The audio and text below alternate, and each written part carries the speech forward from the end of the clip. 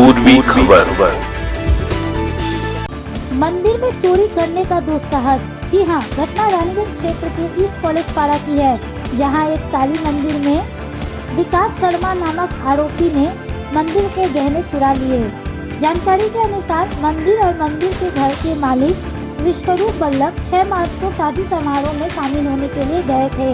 7 मार्च को जब वे लौटे तो उन्होंने देखा कि मुख्य दरवाजा टूटा हुआ है और घर की मंदिर की जांच की तो देखा कि मां काली पे चढ़ाए हुए गहने और कुछ कीमती सामान लगभग 70,000 रुपये नकद चोरी हो चुके हैं।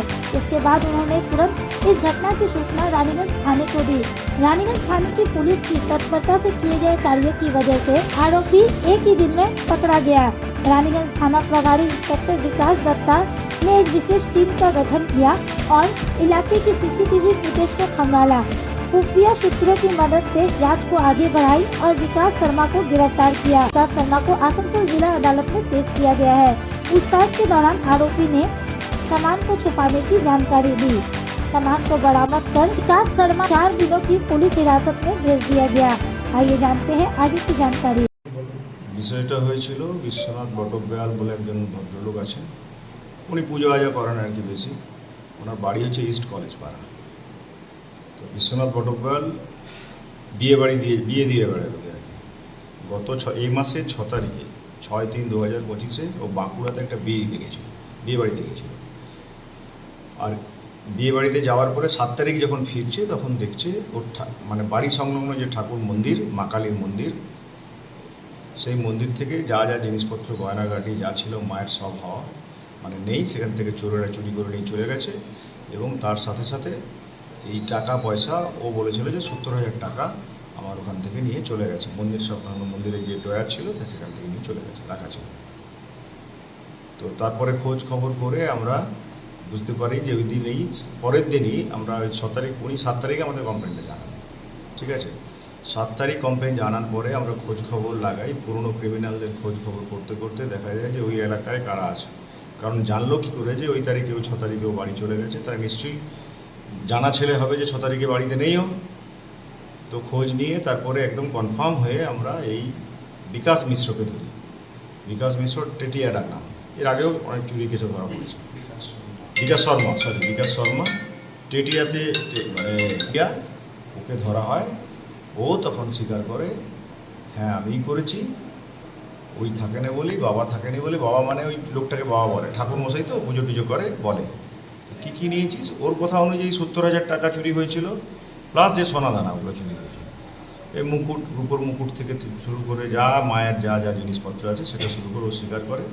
পরে ওকে আমরা চুরিটা করে প্রথমে স্বীকার করে, তারপরে কিছু বলে না, আমরা কোর্টে পাঠাই। কোর্টে পাঠিয়ে রিমান্ড নেওয়ার পরে ও বলে যে কোথায় কোথায় জিনিসগুলো রেখেছে আমি দেখে দেবো কোথায় রেখেছি। তারপরে ওকে রিমান্ডে নিয়ে 4 দিনের রিমান্ড পাই আমরা।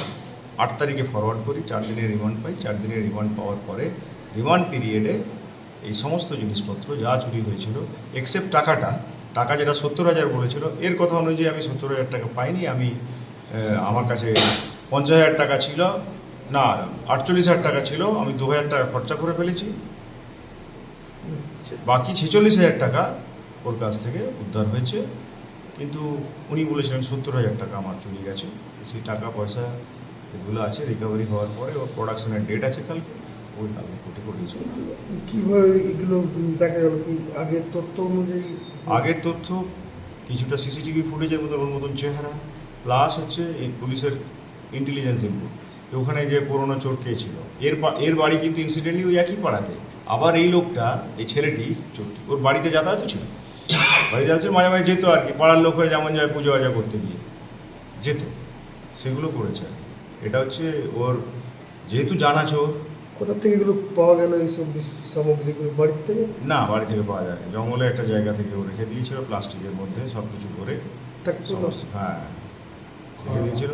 ধরা পড়ে গেল তো না, এগুলো হয়তো ডিসপোজাল করার তো টাইম পেল না, সেখান থেকে আমরা উদ্ধার করেছি। একজনই ছিল স্যার? একাই ছিল। আচ্ছা, রানীগঞ্জ শহরের মধ্যে না বাইরের থেকে? মানে রানীগঞ্জ সারাউন্ডিং এরিয়ার বাইরে থেকে হয়েছে, মানে কালেক্ট যেগুলো করেছেন? একদম ডেফিনেটলি ওর পাড়ার পাশে যেখানে খয়েরবাঁধ আছে সেই জঙ্গল থেকে, রানীগঞ্জ শহরের মধ্যে, বাইরে থেকে উদ্ধার হবে। अब तक के लिए बस इतना ही। फिर मिलेंगे अगली खबर में। ऐसी और भी खबरों के लिए हर पल बने रहे हमारे साथ। देखते रहे पूर्वी खबर। कैमरामैन सोनू के साथ राजेश वर्मन की रिपोर्ट। हमारे चैनल को लाइक, शेयर, सब्सक्राइब करना ना भूलें और बेल आइकन को दबाना ना भूलें और देखते रहें पूर्वी खबर। पूर्वी खबर, नजर सब